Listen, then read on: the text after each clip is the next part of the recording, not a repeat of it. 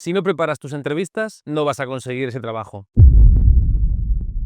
La verdad es que el trabajo de programador es la leche, tiene muchísimas cosas buenas, tiene muchísimas ventajas, pero es verdad que no todo el monte es orégano y algo malo tendría que tener. Y yo diría principalmente que lo peor de nuestro trabajo como programadores son las entrevistas de trabajo. Y esto no lo digo solo yo, si preguntáis por ahí o si os informáis un poco por internet, vais a ver que el proceso de selección para los programadores cada vez se pone más complicado, tanto para los juniors como para los seniors. Hasta ahora, pues cuando ibas a una entrevista de trabajo, lo más normal es que tuvieras una entrevista solamente, te conocieran un poco, revisáis el currículum, le cuentas un poco tu experiencia y hasta ahí. Pero en el mundo tecnológico no es tan sencillo. Lo más normal a día de hoy es que para un trabajo como programador o algo similar es que la entrevista tenga entre 3 y 4 fases, incluso hasta 5 puede ser. Pero no os preocupéis porque tenéis este vídeo de referencia para saber cuáles son los pasos que os van a medir en cada uno de ellos y cuáles son mis consejos para que hagáis lo mejor posible en cada uno de estos pasos. Los procesos de selección normalmente tienen los pasos del screening inicial, una entrevista con recursos humanos, una prueba técnica, luego suele ser una entrevista técnica donde se revisa tu prueba técnica y te hacen más preguntas y en algunos casos luego tienes una charla o con tu líder técnico o con el CTO o con tu equipo, esto ya depende un poco de la empresa. Vamos a ir una a una explicando un poco qué es lo que se pide de vosotros ahí y cómo pasáis esa prueba. Y sobre todo una parte importante que os tengo que enseñar a cómo negociar el sueldo, que esto hay mucha gente que no sabe cómo hacerlo todavía. El primer paso, que yo no sabría si definirlo como primer paso como tal, es el screening inicial, que es la primera toma de contacto que vais a tener con esa persona de la empresa. Ahí os van a explicar más o menos a qué se dedica la empresa y para qué os necesitan. También vais a revisar un poco tu currículum, un poco tu expectativa salarial y vas a ver más o menos si el trabajo te interesa o no, más allá de la oferta de trabajo que hayas leído. Para este paso te diré que no te preocupes mucho, es simplemente escuchar un poco de qué va la empresa y muy resumidamente tu currículum. Aquí no te pongas muy nervioso ni nerviosa porque esto es sencillo, aquí poco hay que hacer. Básicamente es no mientas. Una vez que has pasado esto, lo siguiente sería la prueba técnica. Normalmente te la mandan a tu casa y te dan una semana o un tiempo para que hagas un ejercicio. ¿Y cómo son estos ejercicios? Pues depende. Hay empresas que te van a mandar pruebas de lógica, hay empresas que te van a mandar cosas relacionadas con su producto. Esto depende de cada empresa. Te van a mandar una prueba que tienes que resolver más o menos en una semana. Normalmente te van a pedir que lo subas a GitHub o algo por el estilo, a un repositorio, y que lo compartas con ellos para que ellos puedan ver los commits que has ido haciendo y cómo has ido evolucionando en el desarrollo de esa prueba. Aquí tengo que decirte que debes informarte lo máximo posible. Pregunta o infórmate sobre más o menos la tecnología en la que lo puedes hacer y si esa empresa trabaja de alguna forma en concreta, si usa TDD o no, o DDD, cómo funcionan, si usan algún framework específico. Más que nada para que sea tu prueba más fácil de evaluar y te vean ellos ya como un posible trabajador para esa empresa. Aquí te diré que es donde tienes que lucirte.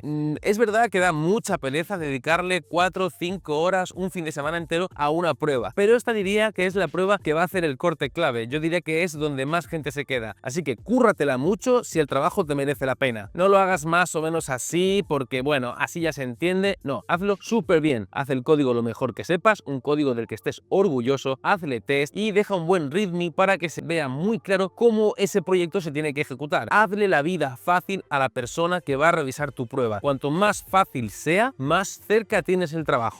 Una vez que hayamos pasado esta prueba, normalmente vendrá una entrevista técnica, que básicamente va a consistir en revisar tu prueba para asegurarse de que la has hecho tú, que no la has copiado de por ahí, de ChatGPT o de algo así.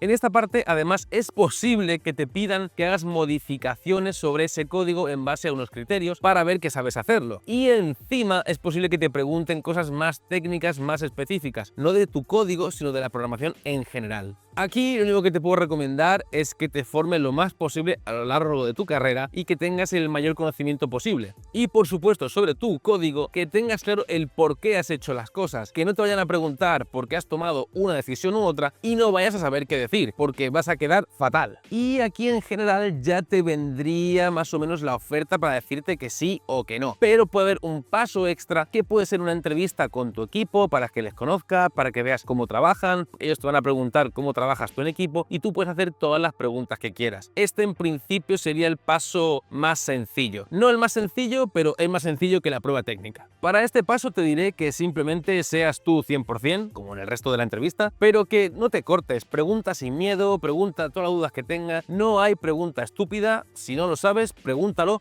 y no te quedes con la duda. De hecho, diría que ese es uno de los errores más comunes a la hora de hacer una entrevista. Hay mucha gente que no pregunta nada. Eso es una red flag para la gente que te va a contratar. Lo que buscan es una persona que sea curiosa y que tenga ambición y que se preocupe de las cosas que hace. Y esta entrevista es clave para eso. Pregunta todo lo que se te ocurra. Si antes de la entrevista tienes que hacerte una lista de preguntas o incluso buscarla por internet, o pregúntale a ChatGPT, a la IA, pregúntale ¿qué debo preguntar para este puesto? Y le pasas la descripción. Eso es bueno. La gente va a ver que eres una persona con curiosidad. Eso vale oro.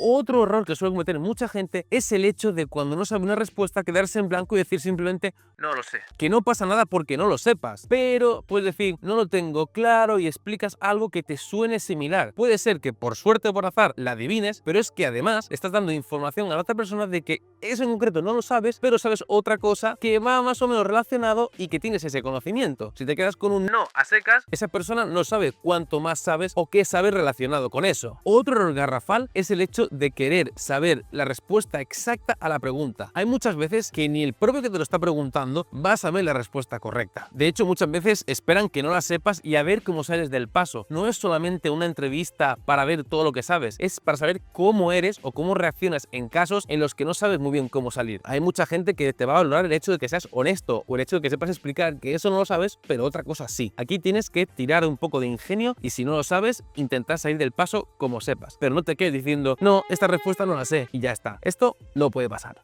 Y ya llegando al final del vídeo, hablando del tema del dinero, los dineros, lo importante, no os olvidéis que la gente trabaja por dinero. A ti te puede encantar la programación, puede ser tu motivación, puede ser tu pasión, pero si no te pagaran, no lo harías, o al menos no en esa empresa. Así que no tengas miedo de preguntar por el salario, al menos por el rango salarial. Hay mucha gente que hace todo el proceso y no sabe muy bien cuánto va a cobrar. Esto no puede ser. Esto para la empresa es otra red flag, o al menos para mí lo sería. Hay una persona que ha hecho un proceso entero y no sabe ni cuánto va a cobrar. Eso no puede ser. No tengáis miedo de preguntar cuánto vais a cobrar. Y por supuesto que os van a preguntar en qué rango estáis vosotros para más o menos ofreceros algo similar. Aquí os tengo que decir que no seáis tontos. Tampoco vayáis a mentir. Si estáis cobrando 25 o 30, no digáis 50, porque eso es ridículo. Pero si te puedes subir 2K o 3 y que esa empresa te ofrezca 2 más, pues ya has mejorado 5K en tu salario anual. Así que no seas tonto, pero tampoco un mentiroso, y no tengas miedo de preguntar tu sueldo. Y más o menos estos son los pasos dentro de un proceso de selección como programador o gente técnica. Si hay algún detalle que te haya quedado un poco no tan claro o quieras que profundice en algo en concreto, déjamelo por ahí abajo y yo por supuesto te lo explico. Y hasta aquí el vídeo de hoy, espero que hayáis aprendido un poquito más. Si tienes alguna duda me lo escribes, si quieres ver otro vídeo te lo dejo por aquí y si no, nos vemos en el próximo vídeo. ¡Chao!